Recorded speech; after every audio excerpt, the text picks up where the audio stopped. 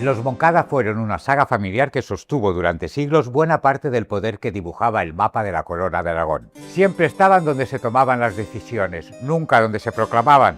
Quizá por eso sobrevivieron tanto tiempo. Esta es su historia. Desde su castillo del Vallès, los Moncada aprendieron pronto que el poder a veces se hereda y otras se administra con paciencia. No fueron aventureros de fortuna, fueron una familia que supo estar siempre donde se decidía algo. Guillem de Muntanyola y Vacarisses aparece y desaparece en las fuentes. Era señor del castillo de Moncada muerto hacia 1070. Fue uno de los primeros en ejercer funciones de senescalía condal. El cargo no era honorífico. Significaba llevar la espada del conde, presidir la corte, juzgar en su nombre. Era gobernar sin corona. Mientras otros linajes buscaban gloria en el campo de batalla, ellos aprendían a moverse en la antesala del poder. Sabían cuándo hablar y sobre todo cuándo callar. Sabían que una boda bien pactada podía valer más que 100 lanzas. El matrimonio de Guillem I con Adelaida de Claramunt fue uno de esos movimientos silenciosos que cambian mapas sin levantar polvo. De esa unión salieron ramas destinadas a ocupar todos los espacios posibles del dominio feudal. Raimon I heredó la senescalía. Bernat se inclinó hacia la iglesia como arcediano de Barcelona. Y Renard fundó la rama de los Sarroca. El verdadero salto llegó con Guillem Ramon de Moncada, el gran senescal. Sirvió a 3 príncipes, Ramon Berenguer III, Ramon Berenguer IV y Alfonso II, y sobrevivió a todos. Fue diplomático cuando tocaba, militar cuando no había otra salida, y figura imprescindible en una corte que empezaba a pensar en grande. Su mayor obra no fue una conquista, sino un acuerdo, el matrimonio entre Ramon Berenguer IV y Petronila de Aragón. Se concertó cuando Petronila era aún una niña. La boda se celebró en Lleida hacia 1150. Petronila seguía siendo la reina titular de Aragón, mientras el gobierno efectivo lo ejercía su esposo Ramon Berenguer IV, en calidad de príncipe de Aragón. Aquella unión no solo selló una alianza familiar, fundó una nueva realidad política.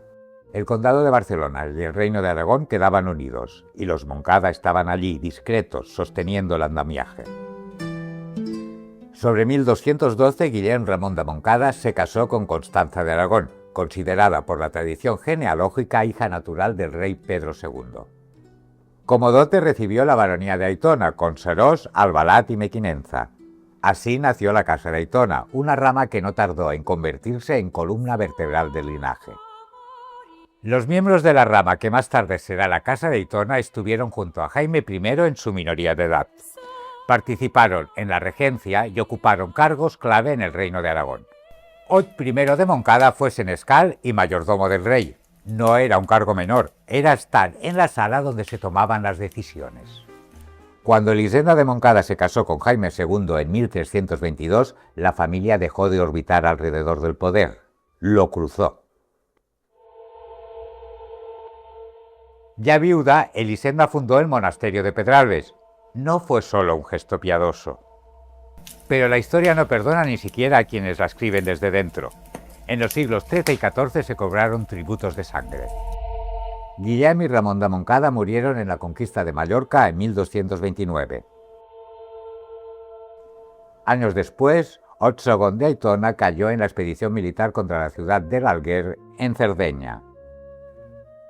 Las muertes prematuras debilitaron el control de la senescalía, pero no el impulso del linaje. Los Moncada perdieron hombres, no posición. Durante largos periodos siguieron estando donde se decidía el rumbo del poder. Mientras perdían hombres, ganaban tierras. En Valencia sumaron Villamarchán y Chiva. En el siglo XV, con Ot III de Aitona y sus descendientes, el patrimonio volvió a concentrarse. Aitona, Mequinenza, Fraga, Serós, Vilamarchán, Chiva, Castellnou. El mapa volvía a tener un solo heredero. Con la creación del condado de Aitona en 1536 y del marquesado confirmado por Felipe II, la Casa de Moncada consolidó jurídicamente un poder que llevaba siglos ejerciendo. Los marqueses jugaron en ligas internacionales. Francisco de Moncada y Moncada, tercer marqués de Aitona, fue gobernador interino de Flandes, colaborador estrecho de Isabel Clara Eugenia, embajador y general. El pintor flamenco Anton van Dyck pintó varios retratos de él.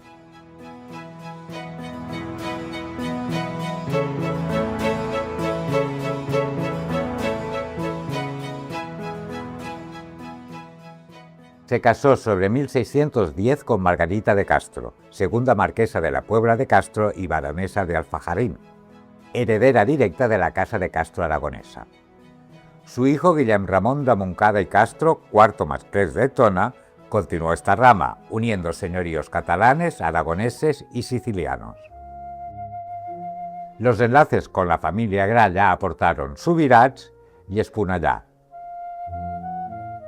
Las herencias de Cabrera y Bas ampliaron aún más sus dominios en Cataluña, Aragón, Valencia, Sicilia y Cerdeña. Durante generaciones los Montcada gobernaron más desde Palermo que desde Barcelona. Ese poder necesitó memoria. El archivo familiar creció hasta convertirse en un monstruo documental. Privilegios, testamentos, compraventas, capitulaciones matrimoniales, censales, cartas reales, pleitos interminables. En el siglo XVI todo se centralizó en la Casa Gralla, en la calle Portaferrissa de Barcelona.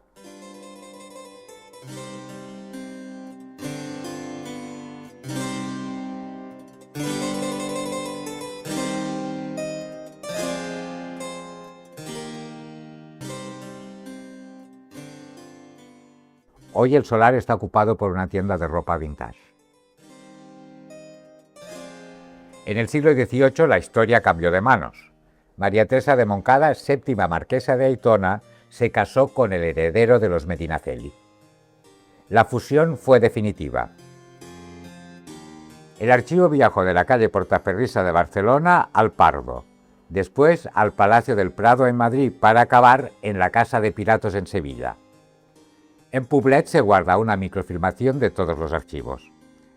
Así terminó el linaje como casa independiente. Los Montcada no cayeron en batalla ni fueron barridos por una revuelta. Su poder se extinguió como se apagan las casas poderosas, por acumulación. Durante siglos habían gobernado sin corona, hablando en voz baja. Habían aprendido que el poder no necesita escenario, solo continuidad. Pero esa misma habilidad los hizo prescindibles. Cuando el Estado moderno ya no necesitó intermediarios, los Montcada dejaron de ser imprescindibles y pasaron a ser patrimonio. Puedes contribuir al canal con una mínima aportación, uniéndote como miembro. Verás los vídeos antes que nadie. Suscríbete para que YouTube te recuerde cada viernes el estreno de un nuevo capítulo. También tenemos web y estamos presentes en Facebook, Instagram y TikTok. Si te ha gustado este capítulo, te recomendamos los siguientes.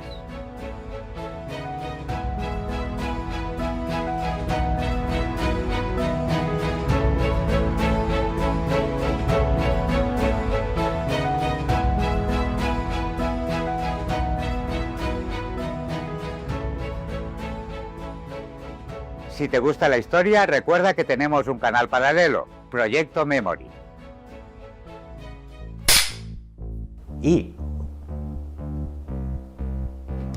Vale. Pues tú no has parado. Ah, no has parado. Pues repetimos. Era gobernar sin corona. Y ya está. Otra vez esto. Eso sí se oía. Hola. ¿Voy? Voy. ¿Sí? Raimón heredó la...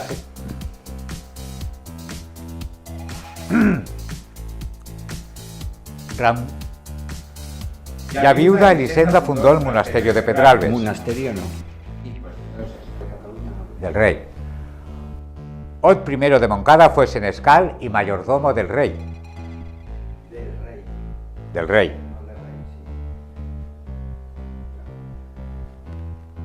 Las muertes... Es que no sé cuándo empieza. Las muertes prematuras debilitaron el control de la senescalía. Las muertes prematuras debilitaron el control de la senescalía. Pero no el impulso del linaje. Senescalía, pero no. Las muertes prematuras debilitaron el control de la senescalía, pero no el impulso del linaje. No voy a contar. A ver, a mí se me ve todo el rato, yo veo el foco, pero bueno. ¿Voy? No voy a contar.